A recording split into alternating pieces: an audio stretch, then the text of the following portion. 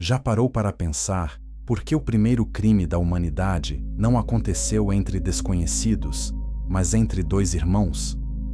Essa pergunta parece simples, mas a resposta muda tudo o que sabemos sobre o início do mal no mundo. Gênesis 4:8 registra um momento que ecoou por toda a história humana. Um homem levanta a mão contra seu próprio sangue. E desse ato, nasce uma cadeia de eventos que a maioria das pessoas nunca parou para entender de verdade. A maioria das pessoas assume que a história de Caim termina com o exílio, que ele foi mandado embora e pronto. Mas o texto bíblico revela algo muito mais profundo. Algo que conecta aquele primeiro assassinato a forças espirituais que ainda atuam hoje. Nesta jornada, vamos seguir 3 caminhos. Primeiro, vamos desvendar o que realmente aconteceu entre Caim e Deus antes do crime. Depois, vamos entrar na terra de Nod e descobrir o que Caim encontrou lá. E por fim, vamos perguntar se a influência desse reino ainda molda o mundo em que vivemos agora. E quando entendermos essa primeira camada, a verdadeira história começa. Para entender o que aconteceu em Nod, precisamos primeiro entender o que aconteceu antes do exílio, porque o crime de Caim não foi um evento isolado.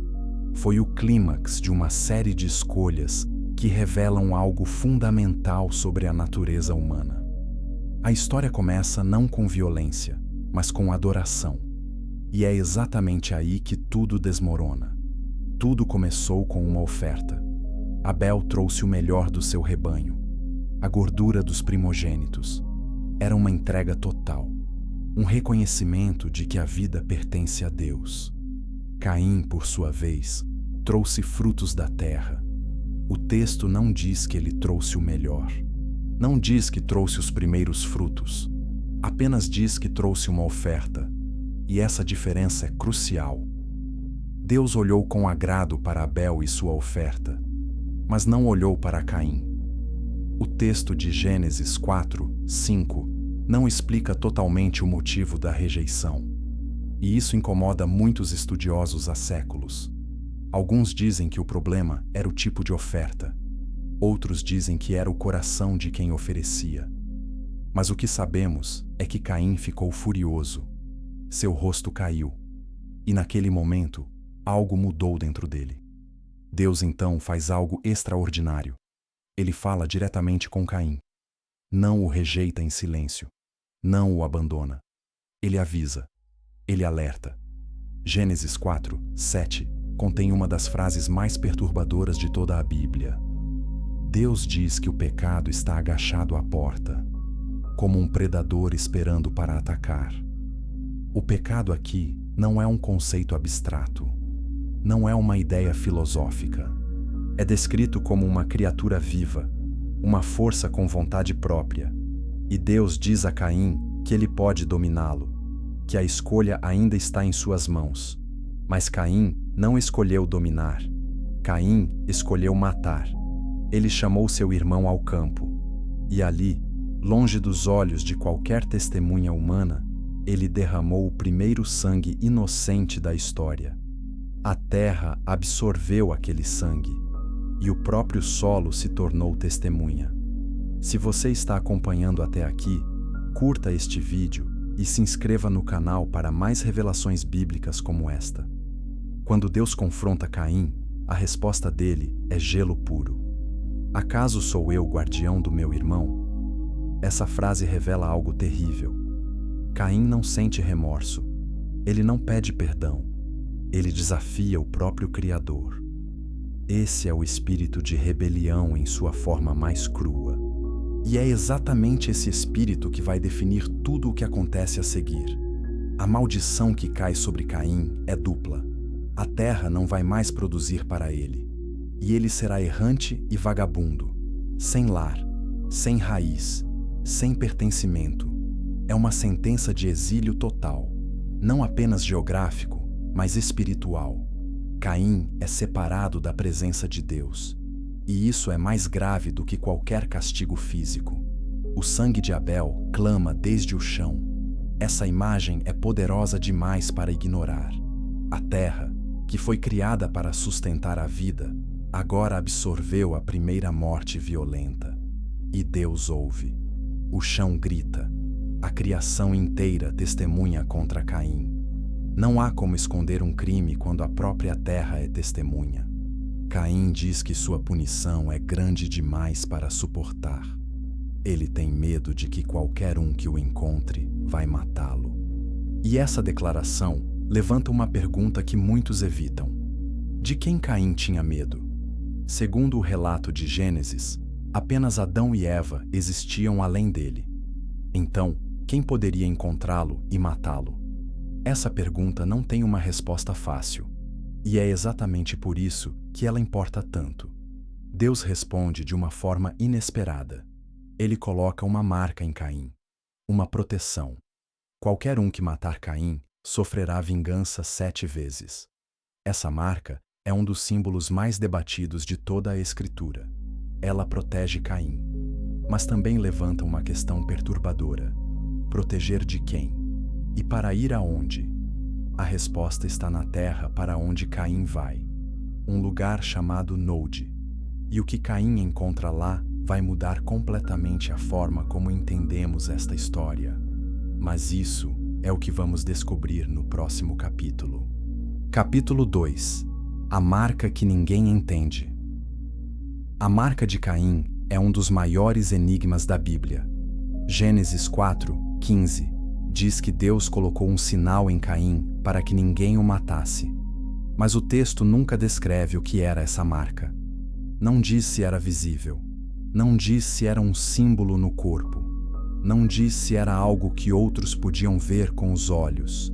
E esse silêncio proposital das Escrituras criou séculos de debate entre estudiosos, teólogos e historiadores. Alguns intérpretes antigos acreditavam que a marca era uma letra do alfabeto hebraico gravada na testa de Caim. Outros pensavam que era uma mudança na cor da pele. Há quem diga que era uma espécie de brilho ou sinal sobrenatural visível apenas para seres espirituais. Mas a verdade é que nenhuma dessas interpretações pode ser confirmada pelo texto bíblico. O que sabemos é que a marca tinha um propósito claro: proteção. Mas proteção contra quem? Essa é a pergunta que não quer calar. Se Adão e Eva eram os únicos outros seres humanos vivos, por que Caim precisaria de proteção? Alguns estudiosos explicam isso dizendo que Caim temia gerações futuras, que com o tempo, os descendentes de Adão cresceriam em número e poderiam buscar vingança pelo sangue de Abel. Essa explicação faz sentido dentro de uma leitura estritamente humana. Mas existe outra possibilidade que muitos preferem não explorar. E se a marca não fosse apenas para a proteção contra humanos? E se fosse um sinal que transcendia a percepção humana comum? Algo que funcionava como um passaporte divino. Uma declaração de que Caim, apesar de seu crime, estava sob jurisdição de Deus. Que nenhuma força, humana ou não humana, tinha permissão para destruí-lo. Essa ideia abre uma porta fascinante. Se a marca protegia Caim de seres que não eram humanos, então o lugar para onde ele estava indo continha ameaças que iam além do que esperamos encontrar num relato sobre os primórdios da humanidade. A marca não era apenas um escudo, era uma fronteira, um limite, uma declaração cósmica de que mesmo no exílio, mesmo separado da presença de Deus, Caim carregava um sinal de autoridade divina. Há algo profundamente paradoxal nessa situação. Caim rejeita Deus, mata seu irmão, desafia o Criador. E mesmo assim, Deus não o abandona completamente. A marca é um ato de misericórdia no meio do julgamento. É proteção no meio da condenação. E isso revela algo sobre o caráter de Deus que muitos não percebem. Mesmo quando o homem se afasta, Deus ainda estende alguma forma de graça. Mesmo no caminho para Nod, a mão de Deus ainda alcança. Comente abaixo o que você acha que a marca de Caim realmente era. A discussão entre os estudiosos continua até hoje, e sua opinião importa. Há outro detalhe que muitos ignoram. A marca vem acompanhada de uma promessa terrível. Quem matar Caim sofrerá vingança 7 vezes. Isso não é apenas proteção, é uma ameaça sobrenatural. O número 7 na Bíblia representa completude, perfeição. Então, a vingança prometida não seria parcial, seria total e absoluta. Isso sugere que os perigos que Caim enfrentaria não eram triviais. Eram sérios o suficiente para exigir a intervenção direta de Deus.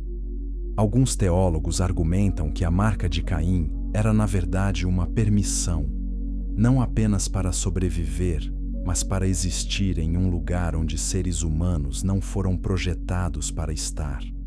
Como um mergulhador que precisa de um tanque de oxigênio para sobreviver debaixo d'água, Caim precisava de algo especial para sobreviver onde estava indo. A marca era esse equipamento de sobrevivência espiritual. Essa interpretação muda completamente a narrativa. Se Caim precisava de proteção sobrenatural para ir onde estava indo, então a terra de Nod não era um lugar comum. Não era uma região geográfica qualquer ao leste do Éden. Era algo mais, algo diferente, algo que o texto bíblico deixa propositalmente envolto em mistério. E existe ainda uma camada mais profunda nessa questão. A marca de Caim estabelece um precedente bíblico. Ao longo de toda a Escritura, vemos Deus marcando pessoas. Ezequiel 9:4 fala de uma marca nos justos de Jerusalém para protegê-los do juízo. Apocalipse 7:3 descreve o selo de Deus na testa dos seus servos. E do lado oposto, Apocalipse 13:16 fala da marca da besta. O padrão é claro. Marcas na Bíblia definem identidade, proteção e pertencimento.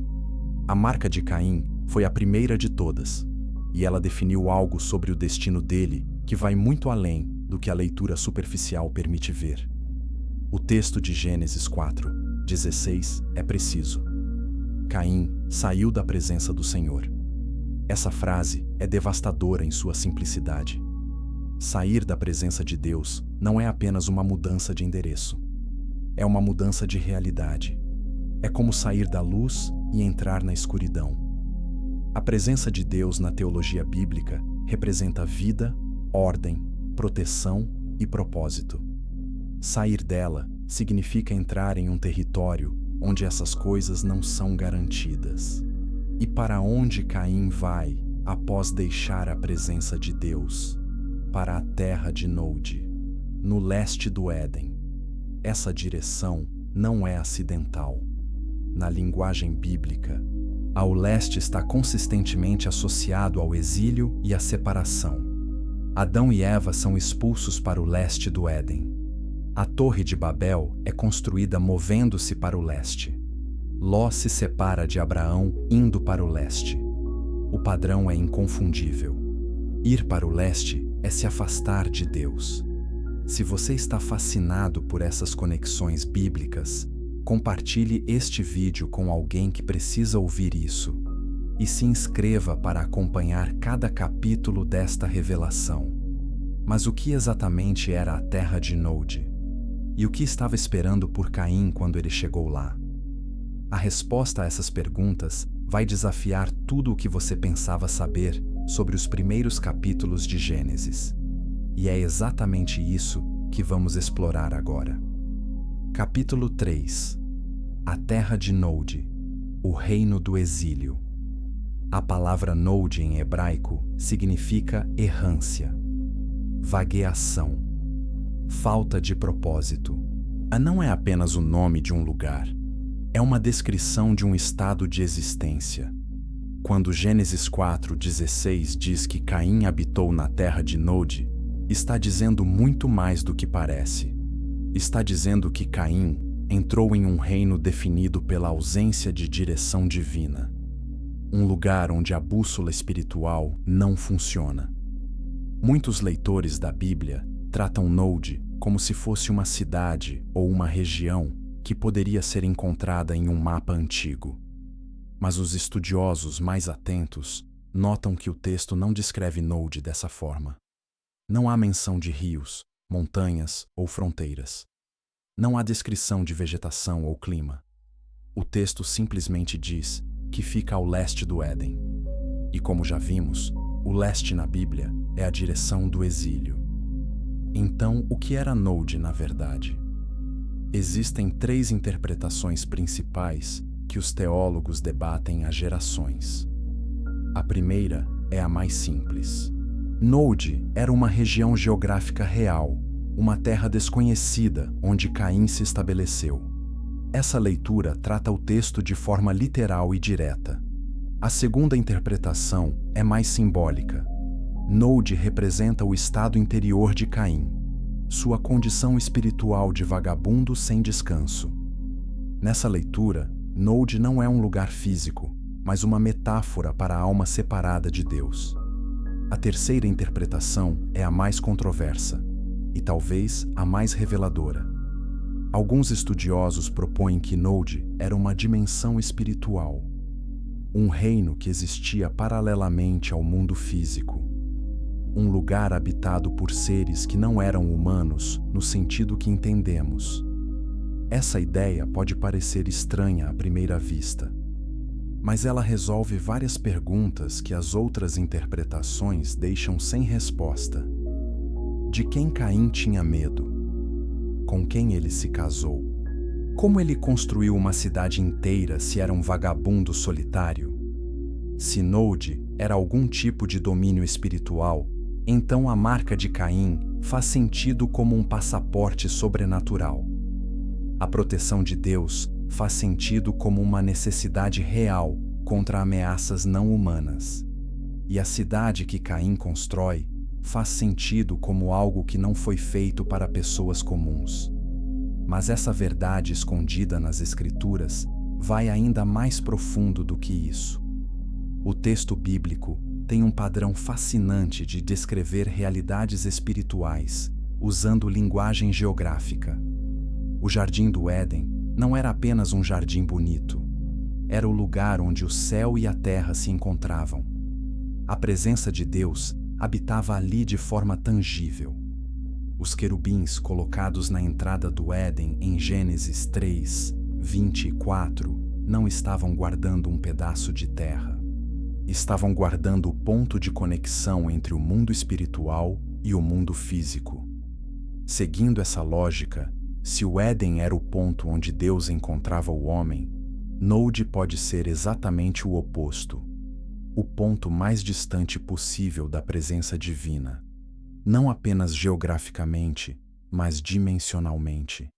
Um lugar onde as regras do Éden não se aplicavam, onde a proteção natural de Deus não alcançava, onde existiam seres e forças que operavam fora da ordem estabelecida na criação. É importantíssimo notar que o texto bíblico não nega a existência de outros seres, além dos humanos na Terra primitiva. Anjos são mencionados desde os primeiros capítulos de Gênesis. Querubins guardam a entrada do Éden. A serpente fala no jardim. O mundo espiritual está presente desde o início. E se havia presença espiritual no Éden, é razoável perguntar que tipo de presença espiritual existia em Nod. Curta este vídeo se essa perspectiva está abrindo seus olhos para algo novo. E continue assistindo, porque o que vem a seguir é ainda mais impressionante. Há um detalhe em Gênesis 4, 16, que muitos tradutores tratam como rotina, mas que é profundamente significativo. O texto diz que Caim saiu da presença do Senhor. Em hebraico, a expressão é milifnei Adonai, que literalmente significa de diante da face do Senhor. Essa expressão aparece em outros momentos críticos da Bíblia. Jonas foge da presença do Senhor quando embarca para Tarsis. Mas sabemos que Jonas não escapou realmente. Deus o encontrou no fundo do mar. No caso de Caim, porém, o texto não mostra Deus buscando-o de volta. Não há resgate. Não há segunda chance registrada. Caim sai. E o silêncio que segue é ensurdecedor. Deus não o persegue. Não envia um profeta. Não manda um anjo. A marca é a última interação direta entre Deus e Caim, registrada nas Escrituras. Depois disso, Caim está por conta própria, no território de Nod, cercado por qualquer coisa que habitava aquele reino. E é justamente nesse silêncio que mora o terror da narrativa. Porque o que Caim faz em Nod não é se esconder, não é se lamentar, não é vagar sem rumo como a maldição determinava. Caim faz algo que ninguém esperava. Ele constrói, ele se casa, ele tem filhos, ele ergue uma cidade. E essas ações levantam as perguntas mais perturbadoras de todo o livro de Gênesis. Quem era a esposa de Caim? Para quem era aquela cidade? E de onde veio o conhecimento que seus descendentes demonstraram? As respostas estão no próximo capítulo. E elas vão sacudir tudo o que você acredita sobre os primeiros dias da humanidade. Capítulo 4. A esposa misteriosa e a cidade que não deveria existir. Gênesis 4:17 contém uma das frases mais enigmáticas de toda a Bíblia. E Caim conheceu sua mulher, e ela concebeu e deu à luz Enoque. Apenas uma frase, sem introdução, sem explicação, sem contexto sobre quem essa mulher era ou de onde ela veio. O texto simplesmente assume que ela existia. E essa presunção silenciosa abriu um debate que dura milhares de anos. A explicação tradicional é que a esposa de Caim era sua irmã ou sobrinha. Afinal, Adão e Eva tiveram outros filhos além de Caim, Abel e Sete. Gênesis 5:4 confirma que Adão gerou filhos e filhas. Então é possível que uma dessas filhas tenha se casado com Caim. Essa explicação faz sentido dentro de uma lógica genealógica, mas ela ignora um detalhe importante no texto.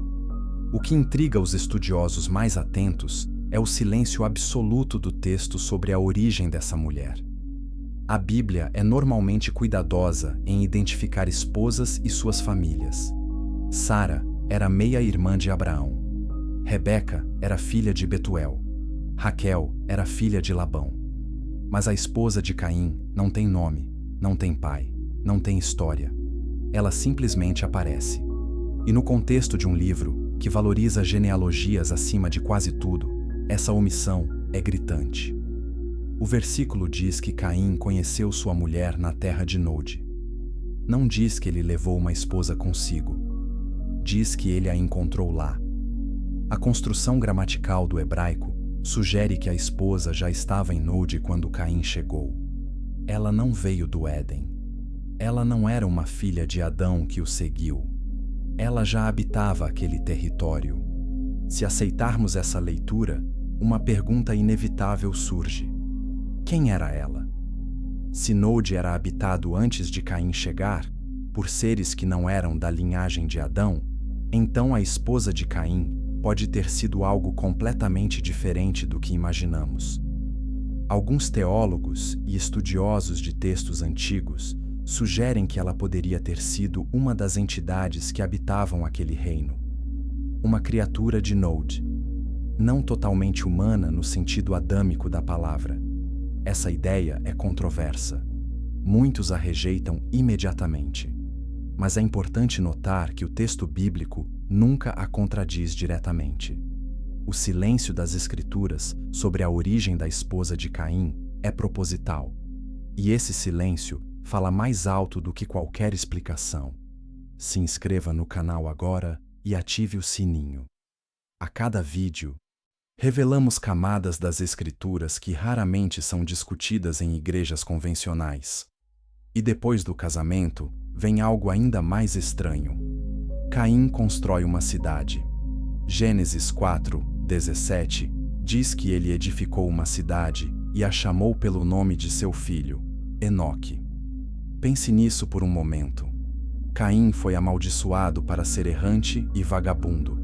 A terra não produziria mais para ele. Ele foi separado da presença de Deus. E mesmo assim, ele constrói uma cidade inteira. Uma cidade requer comunidade, requer mão de obra, requer recursos, requer organização. Um homem sozinho não constrói uma cidade. Então, quem ajudou Caim? Para quem era essa cidade? Se Nod era habitado apenas por Caim e sua esposa, uma cidade seria absurdamente desnecessária. Mas se Nod já tinha habitantes, se havia seres ali que Caim encontrou e com quem formou alianças, então a cidade faz todo o sentido. O nome da cidade é revelador, Enoque. Em hebraico, Shanok, que significa dedicado ou iniciado.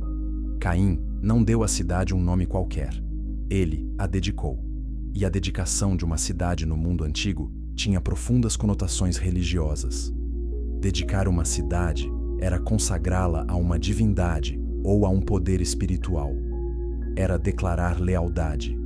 Era estabelecer identidade. Se Caim dedicou sua cidade no território de Nod, a quem ele estava dedicando?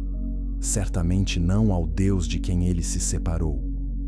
A resposta mais lógica é que Caim dedicou sua cidade aos poderes que governavam Nod, aos seres que habitavam aquele reino.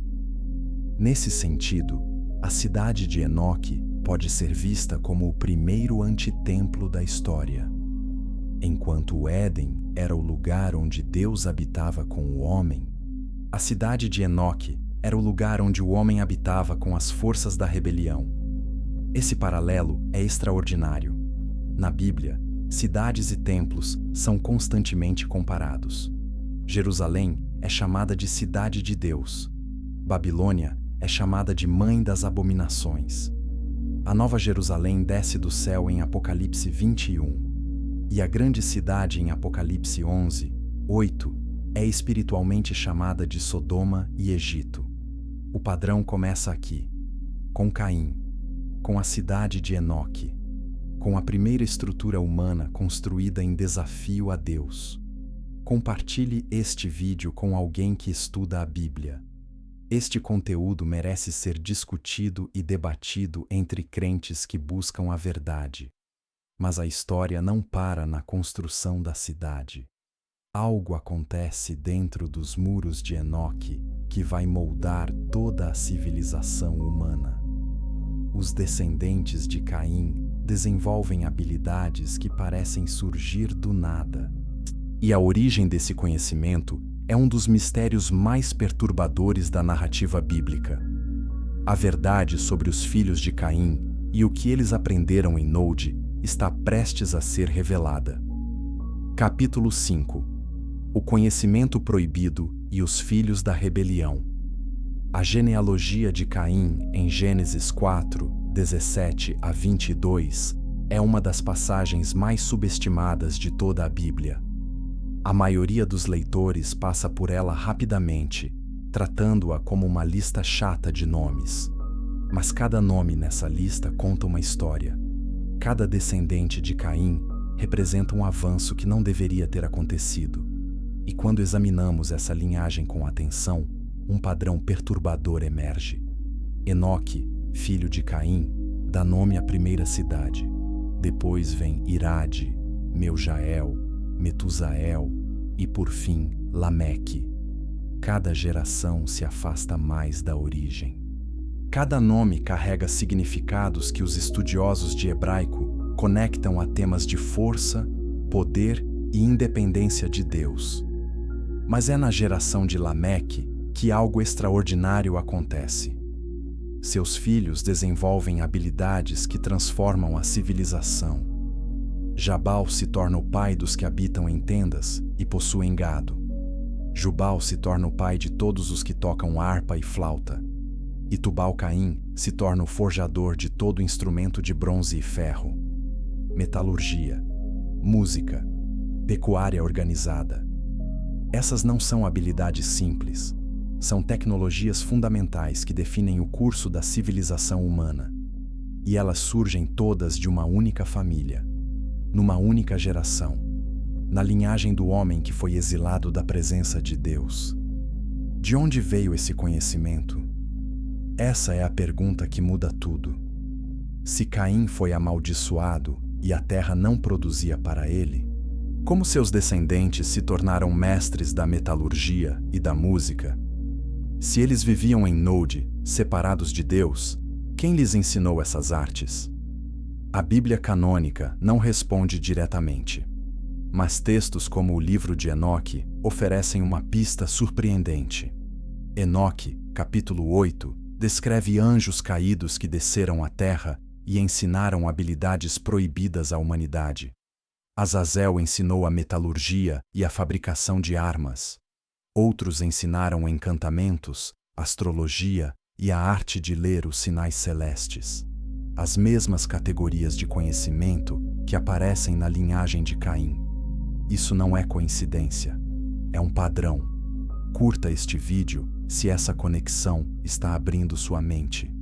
E comente abaixo se você já tinha notado esse paralelo entre a linhagem de Caim e os ensinamentos dos anjos caídos.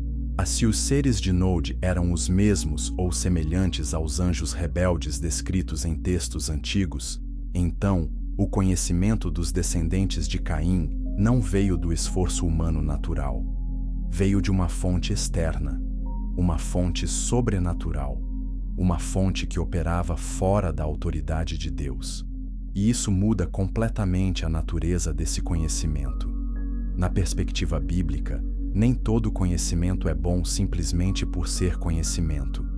A árvore proibida no Éden era a árvore do conhecimento do bem e do mal. O problema nunca foi saber coisas.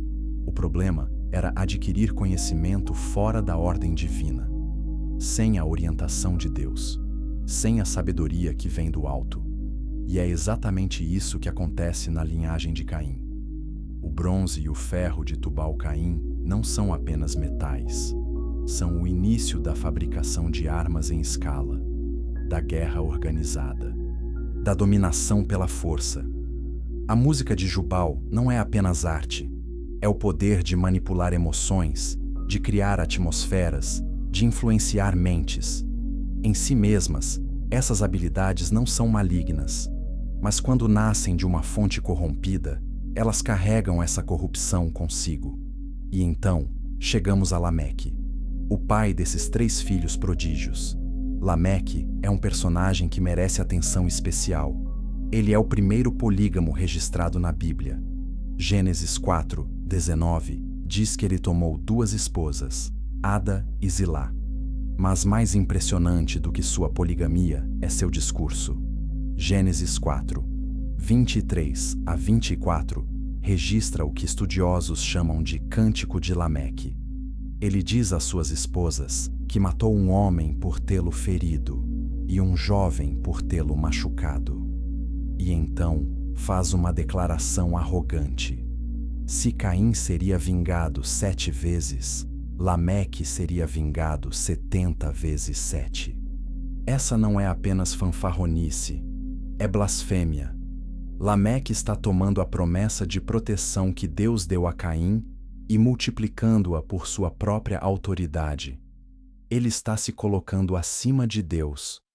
O espírito de Caim, que começou com inveja e resultou em assassinato, agora se transformou em orgulho absoluto na voz de Lameque. A rebelião amadureceu. O que era uma semente de desobediência em Caim se tornou uma árvore completa de desafio em Lameque.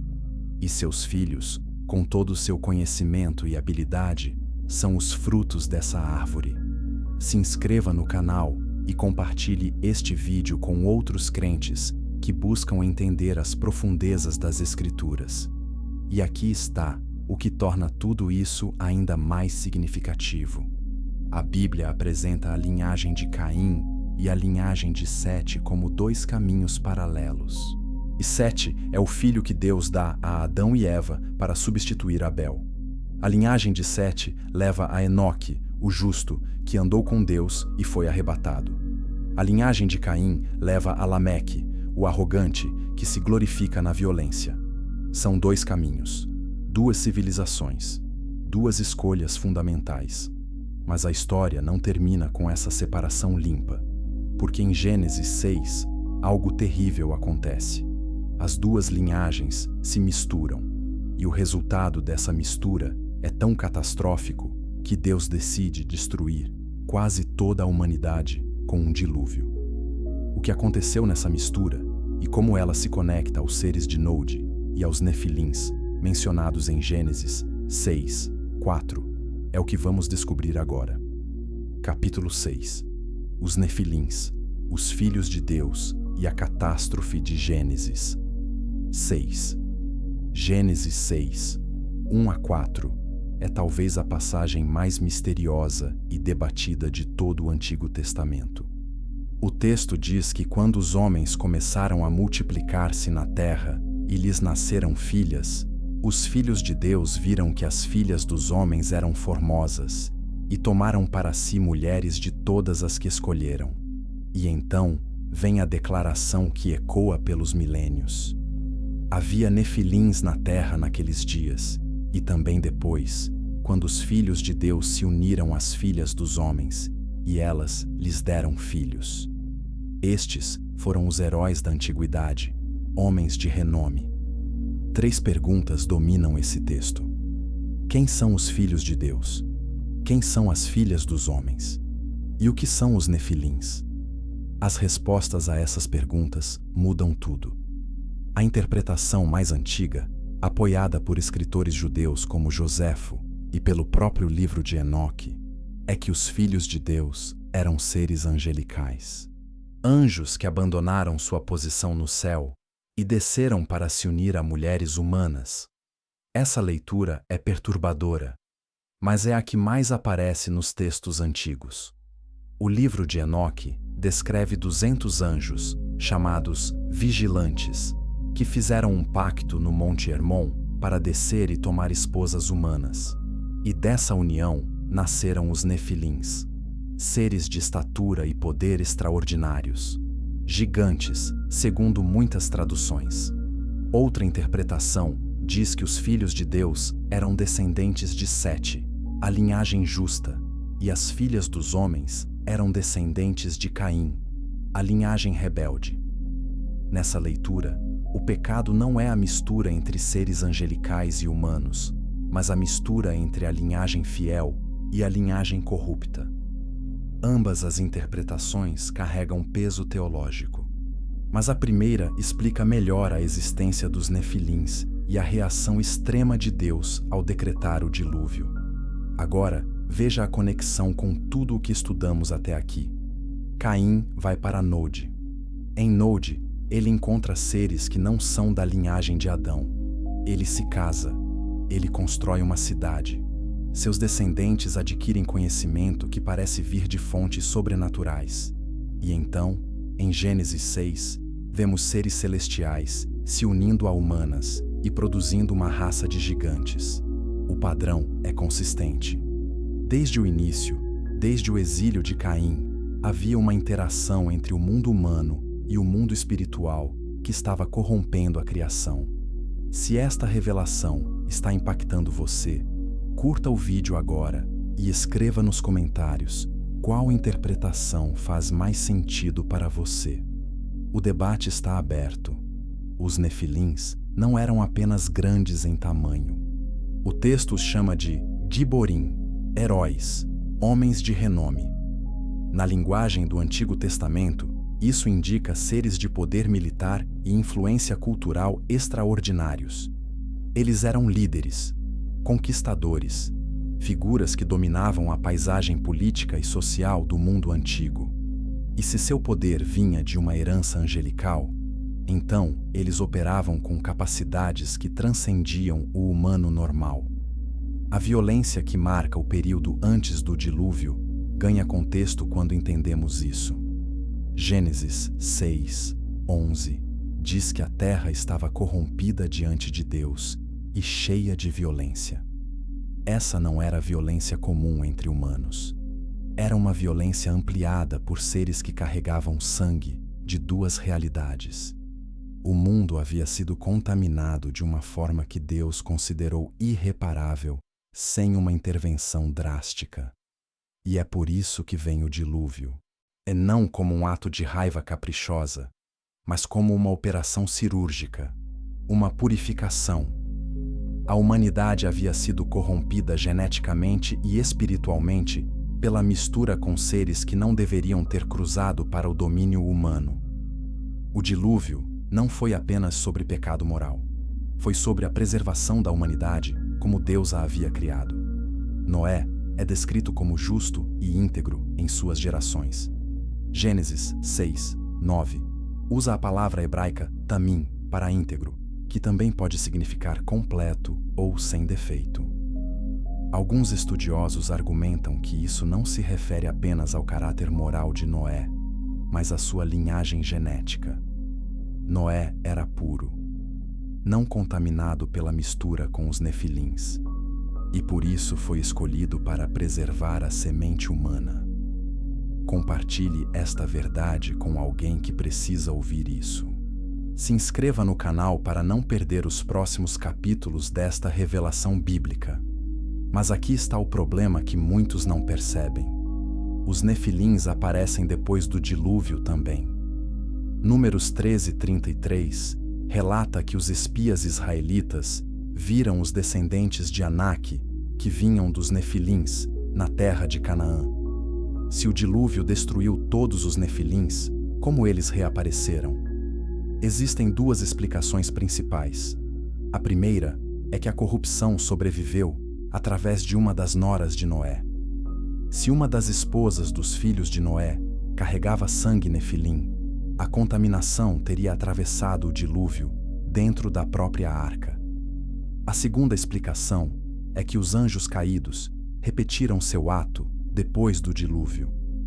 Que o mesmo tipo de invasão espiritual aconteceu novamente, produzindo uma nova geração de nefilins. De qualquer forma, a mensagem é clara. A corrupção que começou em Nod não terminou com o dilúvio. Ela persistiu. Ela se adaptou. Ela encontrou novos caminhos para se infiltrar na raça humana. E essa persistência é o que torna a história de Caim e Nod tão relevante para nós hoje. Porque se a influência de Nod sobreviveu ao dilúvio, ela sobreviveu a tudo o que veio depois. E isso nos leva a uma pergunta que não podemos evitar. A influência de Nod ainda está ativa? A resposta pode ser encontrada na própria história bíblica, e é o que vamos explorar agora. Capítulo 7. O caminho de Caim. Através da história. O apóstolo Judas, em sua breve mas poderosa carta, faz uma referência direta que conecta a história de Caim ao presente. Judas 1:11 diz: Ai deles, porque seguiram pelo caminho de Caim. Essa não é uma referência casual ao passado distante. É um aviso sobre pessoas vivas na época de Judas, pessoas que estavam nas comunidades cristãs, pessoas que seguiam um padrão espiritual que começou com o primeiro assassino da história. O caminho de Caim não é apenas matar um irmão, é algo mais profundo. É o caminho da autossuficiência espiritual, da adoração nos próprios termos, da rejeição à forma como Deus estabeleceu as coisas. Caim ofereceu o que ele quis, do jeito que ele quis, e quando sua oferta foi rejeitada, em vez de se humilhar e perguntar o que Deus realmente desejava, ele se revoltou. Esse padrão se repete ao longo de toda a Bíblia e de toda a história humana. Balaão, o profeta mercenário mencionado em Números 22, seguiu o caminho de Caim ao usar dons espirituais por dinheiro. Coré, que se rebelou contra Moisés em Números 16, e seguiu o caminho de Caim ao desafiar a autoridade estabelecida por Deus. Judas menciona os três juntos, Caim, Balaão e Coré, como se fossem três faces do mesmo espírito, três manifestações do mesmo padrão de rebelião que começou na terra de Nod. Mas o caminho de Caim não se limita a indivíduos. Ele se manifesta em civilizações inteiras. A cidade de Enoque, construída por Caim em Nod, estabeleceu um modelo. Uma civilização edificada sobre conhecimento proibido, poder sem submissão e orgulho sem limites. E esse modelo se repetiu várias vezes ao longo da história bíblica. Babel é o exemplo mais óbvio. Em Gênesis 11, a humanidade se reúne numa planície na terra de Sinear e decide construir uma torre que alcance o céu. O propósito declarado é fazer um nome para si mesmos.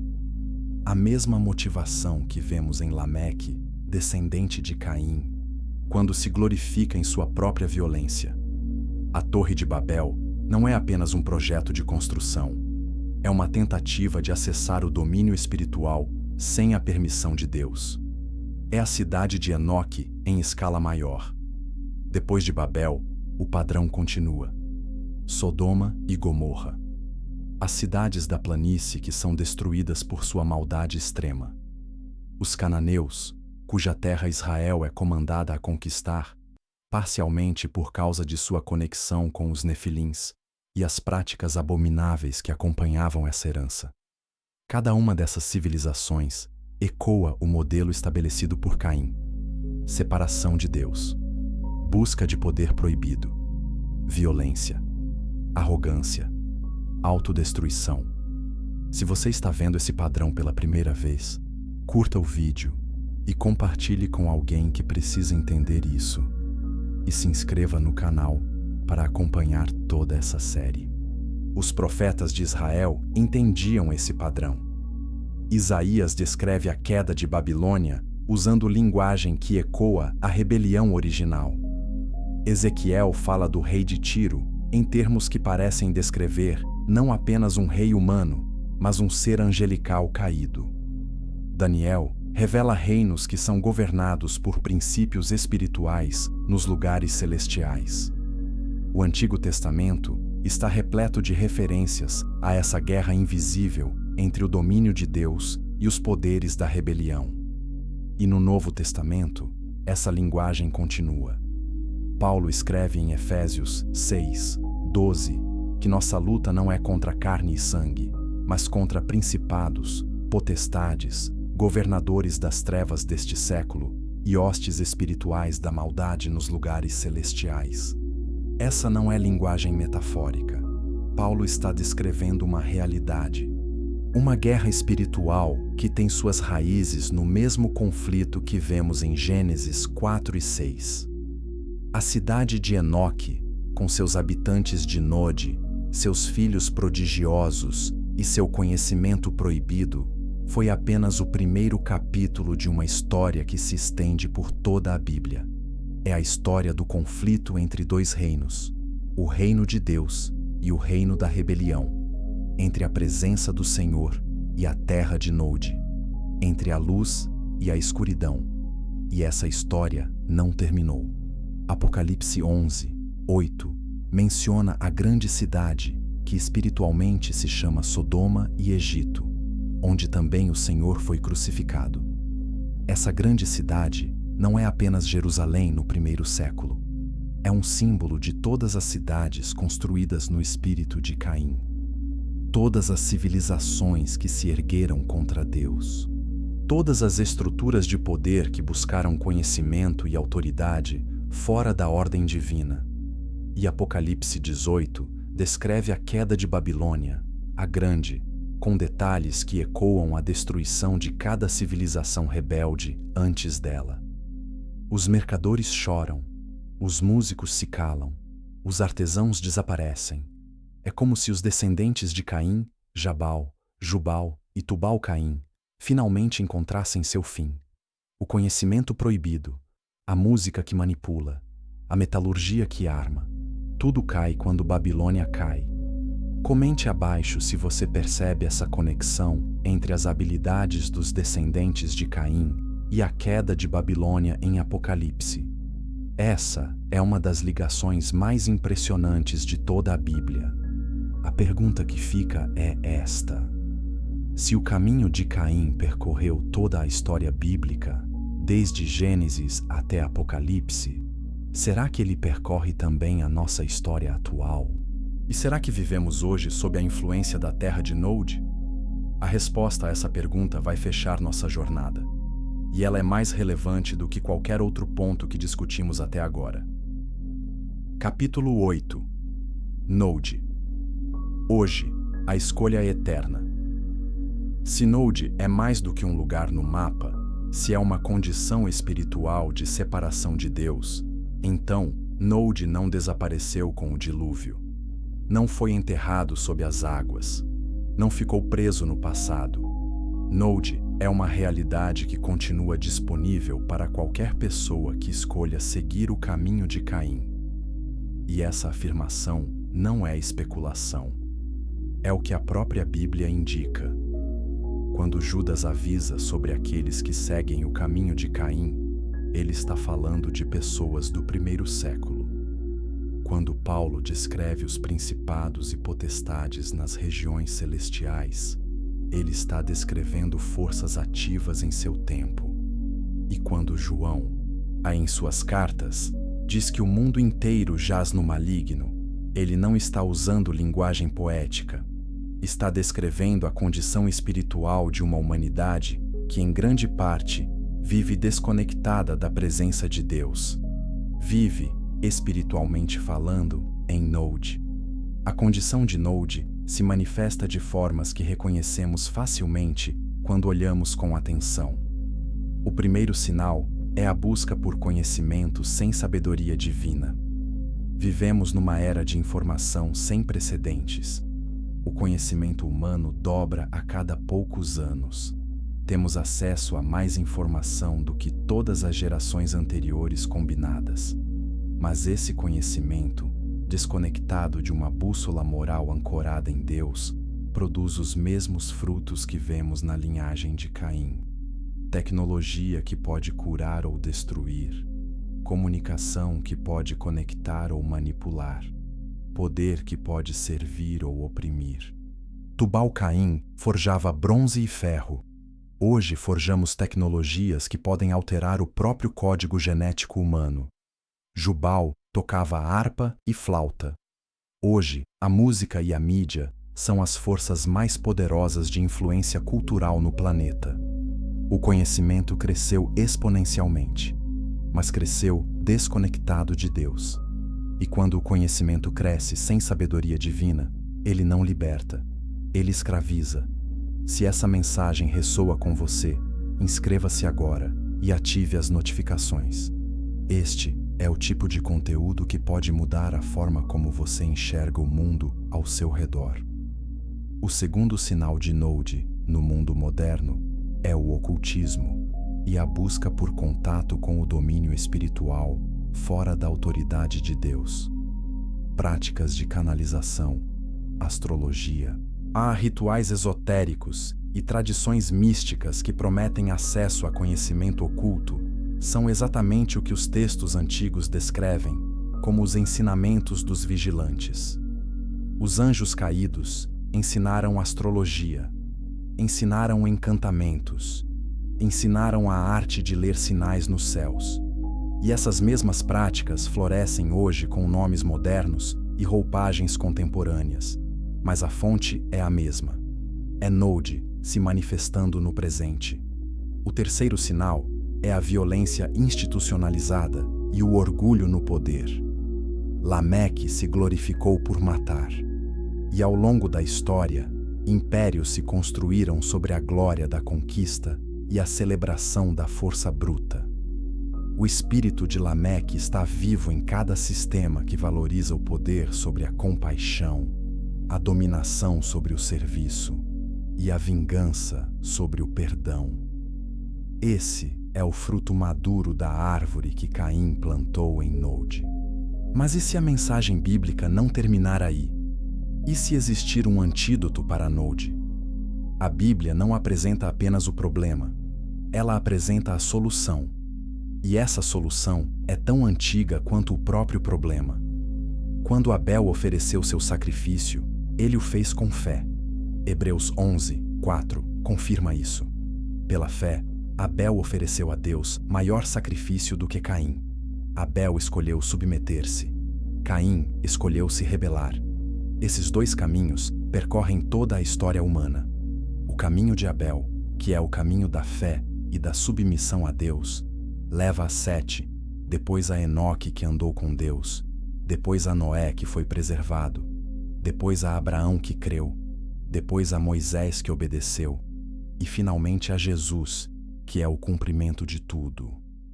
O caminho de Caim leva a Lameque, a Babel, a Sodoma, a Babilônia e a grande cidade que cai em Apocalipse.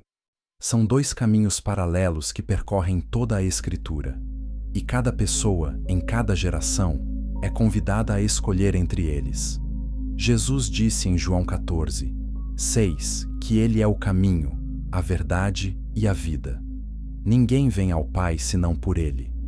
Essa declaração é a resposta direta ao problema de Node. Node é separação de Deus.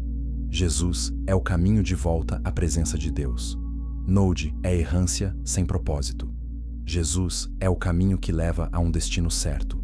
Node é escuridão espiritual. Jesus é a luz do mundo. E a marca que Deus colocou em Caim para protegê-lo em Node encontra seu paralelo redentor no selo do Espírito Santo que Deus coloca nos crentes. Efésios 1, 13 diz que os que creem são selados com o Espírito Santo da promessa. Esse selo não é apenas proteção, é identidade, é pertencimento. É a declaração de que essa pessoa está sob a jurisdição de Deus, ou não sob a influência de Node. A escolha é real e ela é urgente. Porque se Node é uma condição espiritual e não apenas um local antigo, então cada decisão que tomamos nos aproxima da presença de Deus ou nos afasta dela. Cada vez que buscamos conhecimento sem sabedoria divina, damos um passo em direção a Node. Cada vez que escolhemos o orgulho sobre a humildade, o poder sobre o serviço, a vingança sobre o perdão, estamos seguindo o caminho de Caim. Mas o Evangelho oferece uma promessa extraordinária. Node é real, mas Sião também é. A escuridão é real, mas a luz é mais forte. O caminho de Caim está aberto, mas o caminho de Cristo também está. E a diferença é que o caminho de Caim leva à errância eterna, enquanto o caminho de Cristo leva ao lar eterno. Hebreus 12, 22 a 24 faz a promessa final. Vocês chegaram ao Monte Sião, à cidade do Deus vivo, a Jerusalém celestial, a milhares de anjos em reunião festiva, a igreja dos primogênitos inscritos nos céus, a Deus, juiz de todos, aos espíritos dos justos aperfeiçoados, e a Jesus, mediador de uma nova aliança, e ao sangue aspergido que fala melhor do que o sangue de Abel. Leu essa passagem com atenção? O sangue de Abel clamava por justiça desde a terra. O sangue de Jesus fala coisas melhores. Fala perdão, fala redenção, fala restauração. O sangue que a terra engoliu no primeiro capítulo desta história encontra sua resposta no sangue derramado na cruz. O ciclo que começou com Caim encontra seu encerramento em Cristo. Compartilhe este vídeo com todos que precisam ouvir essa mensagem. Inscreva-se no canal, ative o sininho. E lembre-se de que a escolha entre o caminho de Caim e o caminho de Cristo não é uma decisão do passado. É a decisão mais importante que você faz todos os dias. A terra de Node não é apenas uma história antiga. É um espelho. Olhe para ele com honestidade. Veja onde você está. E escolha, hoje, de qual lado da fronteira espiritual você quer viver. Porque no final, não é sobre onde Caim foi. É sobre onde você decide ir.